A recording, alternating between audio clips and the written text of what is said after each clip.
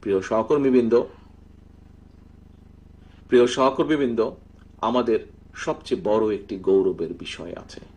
কি সেটি?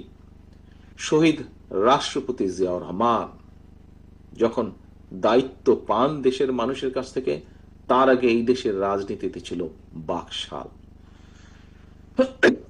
অর্থাৎ বাংলাদেশের সকল রাজনৈতিক দল ছিল নিষিদ্ধ, একটি মাত্র দল ছাড়া। একইভাবে সেই সময় 4টি সংবাদপত্র ছাড়া প্রায় সব সংবাদপত্র নিষিদ্ধ ছিল, বন্ধ ছিল। শহীদ রাষ্ট্রপতি জিয়াউর রহমান বাংলাদেশ জাতীয়তাবাদী দলের প্রতিষ্ঠাতা, আপনার আমাদের সকলের রাজনৈতিক আদর্শ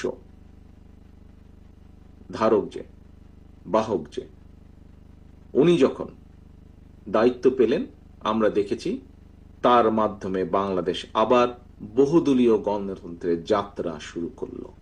অর্থাৎ প্রিয় সহকর্মীবৃন্দ, আমাদের এই দল, বাংলাদেশ জাতীয়তাবাদী দল, বহুদলীয় গণতন্ত্রের রাজনীতিতে বিশ্বাস করে এবং এই দেশে বাকশাল থেকে বহুদলীয় গণতন্ত্রের রচনা আপনি করেছেন, আপনার দল করেছে, আমরা করেছি, আমাদের দল করেছে। কাজে এইটি আমাদের একটি অত্যন্ত গর্বের বিষয়।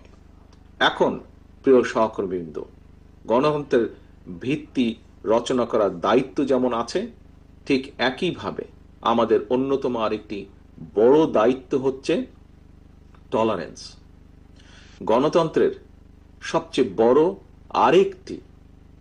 আরেকটি শর্ত হলো টলারেন্স, অর্থাৎ সহনশীলতা। প্রিয় সহকর্মীবৃন্দ, গণতন্ত্র মানেই বিভিন্ন রকম মত পার্থক্য থাকতেই পারে। মত পার্থক্য থাকবে, কিন্তু আমি যেহেতু বড়, স্বাভাবিকভাবেই অন্য যারা আছে, যারা আমাদের সমান নয়, অবশ্যই তাদের মতামতকে, হতে পারে তারা আমাদের সাথে কোনো বিষয়ে একমত নয়, হতে পারে আমরা তাদের সাথে কোনো বিষয়ে একমত নই, কিন্তু তারপরেও তাদের মতামতকে আমাদের সম্মান দিতে হবে, তারপরেও তাদের মতামতকে আমাদের শুনতে হবে, তারপরেও সকলের সাথে আমাদেরকে বসতে হবে, আলোচনা করতে হবে, সকলের সাথে বসতে হবে, আলোচনা করতে হবে, আলোচনার মাধ্যমেই সমস্যার সমাধান করতে হবে। আপনারা দেখেছেন বর্তমান অন্তর্বর্তীকালীন সরকার রিফর্ম বা সংস্কার, দেশের রাজনীতিতে সংস্কারের বিভিন্ন কতগুলো উদ্যোগ গ্রহণ করেছে। এই উদ্যোগগুলোর মধ্যে অনেকগুলো বিষয় আছে। বাংলাদেশে স্বৈরাচারের সময় সবচেয়ে প্রথমে সংস্কার প্রস্তাব বাংলাদেশ জাতীয়তাবাদী দল আমরাই দিয়েছিলাম, যে কথা একটু আগে আমি বক্তব্যের শুরুতে বলেছি। বিভিন্ন বিষয়, যেই বিষয়গুলো নিয়ে বিভিন্ন রিফর্মের চেষ্টা করা হচ্ছে, এইগুলোর প্রস্তাব কিন্তু আজকে থেকে প্রায় 2.5 বছর আগে আমাদের দল বিএনপি, বাংলাদেশ জাতীয়তাবাদী দল, দেশের মানুষের সামনে উপস্থাপন করেছিল। বহু দলের সাথে সরকারের গঠিত রিফর্ম কমিটি যারা আছেন, তারা বাংলাদেশের আরো অনেকগুলো রাজনৈতিক দল, বিএনপিকে যেরকম ডেকেছে, অন্যান্য রাজনৈতিক দলকেও তারা বলেছে। সব রাজনৈতিক দলের সাথে যে আমাদের রাজনৈতিক আদর্শ এক বা একই রকম তা নয়। অন্যান্য রাজনৈতিক দলের প্রত্যেকের তাদের নিজস্ব তাদের আদর্শ আছে, লক্ষ্য আছে, উদ্দেশ্য আছে। আমাদের আদর্শ, লক্ষ্য, উদ্দেশ্য আছে, তাদের অনেকের সাথে আমাদের পার্থক্য আছে। কিন্তু আপনারা দেখেছেন, পত্র পত্রিকায় দেখেছেন, কিছু পত্র পত্রিকা বা কিছু নিউজ মিডিয়া হয়তো বলার চেষ্টা করছে যে রিফর্ম কমিটিতে বিএনপি মানছে না।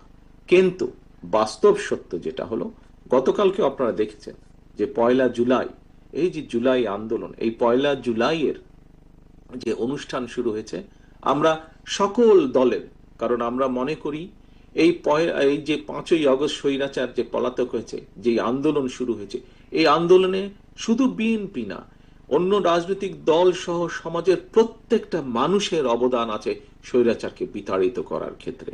এবং সে কারণেই আমরা সকল রাজনৈতিক দল সহ বিভিন্ন মানুষকে নিয়ে গতকাল একটি অনুষ্ঠান করেছিলাম।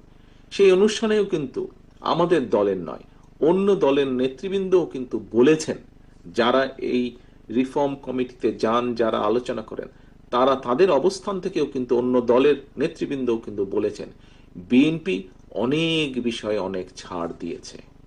কারণ নেতৃবৃন্দ, আমরা অনেক বিষয়ে অনেক ছাড় কেন দিয়েছি?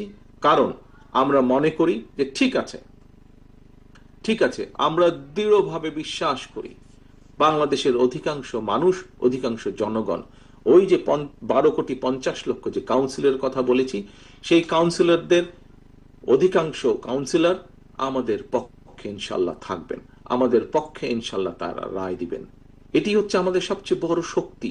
এবং যেহেতু এই 12,50,00,000 কাউন্সিলরের অধিকাংশ আমাদের পক্ষে আছেন, সেজন্য আমরা যদি কিছু ছাড় দেই তাতে কিচ্ছু আসে যায় না। বরং তাহলে যেটি হবে, অন্যরা কনফিডেন্স পাবে যে ঠিক আছে, বিএনপি ছাড় দিয়েছে, বিএনপি ছাড় দিচ্ছে। আমরা মেনে নিয়েছি, কিছু কিছু জিনিসের সাথে আমরা একমত নয়, তারপরেও আমরা গণতন্ত্রের ভিত্তি যাতে রচিত হয়, গণতন্ত্রের ভিত্তি যাতে শক্তিশালী হয়, দেশ যাতে গণতন্ত্রের দিকে এগিয়ে যেতে পারে, দেশের মানুষ যাতে তাদের গণতান্ত্রিক অধিকার চর্চা আবার শুরু করতে পারে, তার জন্য আমরা ছাড় দিয়েছি, তার জন্য আমরা চেষ্টা করেছি। তারপরেও মানুষ আসুক, দলগুলো আসুক, আমরা একটি নির্বাচনী প্রক্রিয়ার দিকে এগিয়ে যাই। প্রিয় সহকর্মীবৃন্দ, সেজন্যই আমি বলছি যে বড় দল হিসাবে আমাদেরকে ছাড় দিতে হবে, কারণ আমাদের দায়িত্ব যেমন বেশি, ঠিক একইভাবে আমাদেরকে ছাড়ও দিতে হবে। আমরা ছাড় দিব এবং আজকে থাকবে। আজকে দেখেন, এই যে যেই দলটা পালিয়ে গিয়েছে, এই বেশি দিন ঘটনা, 1 বছর আগেও, গত বছরও এই সময় কিন্তু ওই স্বৈরাচার আমাদের ঘাড়ের উপরে, দেশের মানুষের ঘাড়ের উপরে চেপে বসেছিল। আজকে যেই স্বৈরাচারকে বাংলাদেশের মানুষ বিতাড়িত করে দিয়েছে, এই দেশ থেকে বিতাড়িত করে দিয়েছে। কেন বিতাড়িত করে দিয়েছে?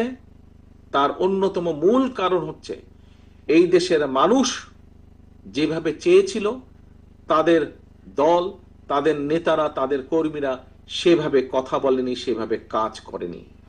তাই তো নাকি? এক কথায় তো তাই, মানুষের প্রত্যাশা অনুযায়ী তারা কাজ করেনি।